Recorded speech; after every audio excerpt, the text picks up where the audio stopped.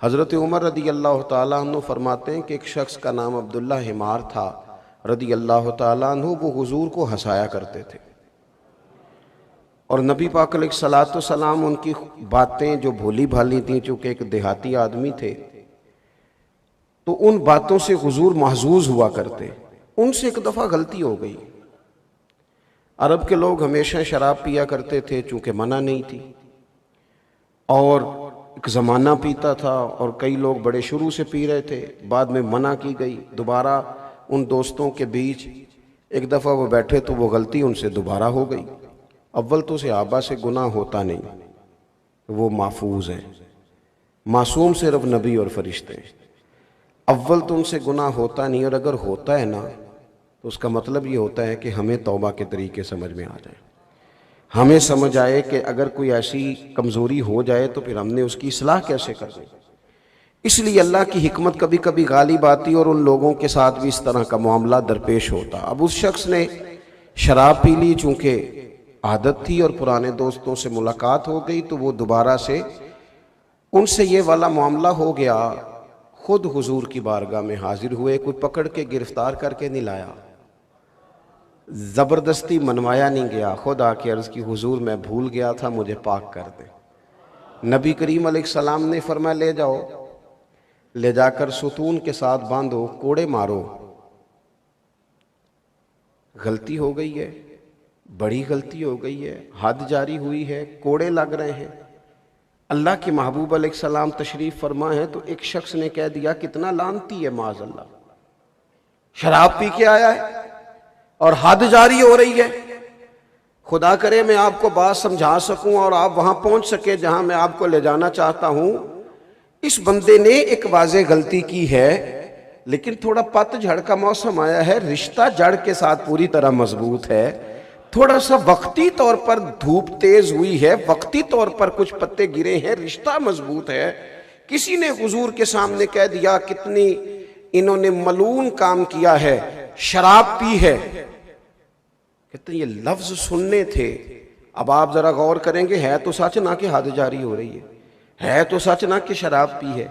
اگر کسی بندے نے تانا مارا ہے تو اس نے جو بات کی ہے، جس بات کو بنیاد بنا کر اس نے اعتراض کیا ہے، وہ بات تو اپنی جگہ پر موجود ہے نا۔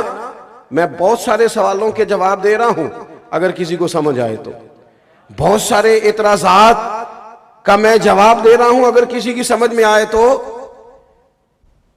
اس نے کہا کتنا برا کام کیا ہے، کیسا برا آدمی ہے۔ کہتے ہیں جب اس نے یہ لفظ کہے تو حضور کے چہرے پر ناراضگی کا اظہار آیا، شکن آئی۔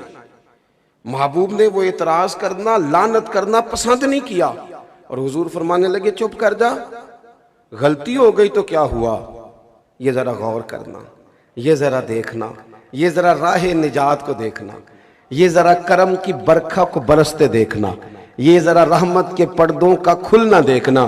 حضور فرمانے لگے غلطی ہو گئی تو کیا ہوا، اللہ سے بھی پیار کرتا ہے، اللہ کے رسول سے بھی پیار کرتا ہے، بندہ محبت والا ہے، بس ذرا اسی لیے تو اعلیٰ حضرت فرماتے ہیں کہ جم کے حضور سے پیار کرو۔ ایسا نہیں ہے کہ ہمارے اندر غلطیاں نہیں، لیکن جب اگر جم کے پیار کرو گے تو اپنی کوتاہیوں کو ضرور ٹھیک کرو، اصلاح ضرور کرو، لیکن انسان ہے، کمزوریاں رہ جاتی ہیں۔ فرماتے ہیں پیش حق مجدہ شفاعت کا سناتے جائیں گے۔ خدا کرے کہ میرے امام کی فکر ہمارے دلوں میں بیٹھ جائے۔ وہ کہتے ہیں کہ پیش حق مجدہ شفاعت کا سناتے جائیں گے، وہ آپ تو روتے جائیں گے پر ہم کو ہنساتے جائیں گے۔ اور فرماتے ہیں وسعتیں دی ہیں خدا نے دامن محبوب کو، کوئی اتنا چھوٹا دامن نہیں ہے معاذ اللہ، کوئی اتنی کمزوری نہیں ہے وہاں۔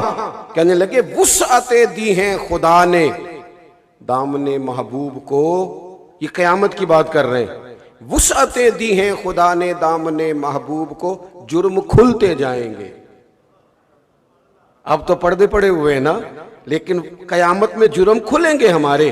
امام فرماتے ہیں وسعتیں دی ہیں خدا نے دامن محبوب کو، جرم کھلتے جائیں گے پر وہ چھپاتے جائیں گے۔ اور پھر کسی نے کیا اس پر خوبصورت حاشیہ دیا، اس نے کہا اگر ایسی بات ہے نا تو پھر ہم نے بھی نظریہ بدل لیا ہے، پیش حق مجدہ شفاعت کا سناتے جائیں گے، آپ روتے جائیں گے، ہم کو ہنساتے جائیں گے، وسعتیں دی ہیں خدا نے دامن محبوب کو، تم دیکھنا جرم کھلتے جائیں گے پر وہ چھپاتے جائیں گے۔ تو کسی نے کہا ٹھیک ہے، پھر حشر میں ہوگا ہمارا داخلہ بھی شان سے، ہم یا رسول اللہ کا نعرہ لگاتے جائیں۔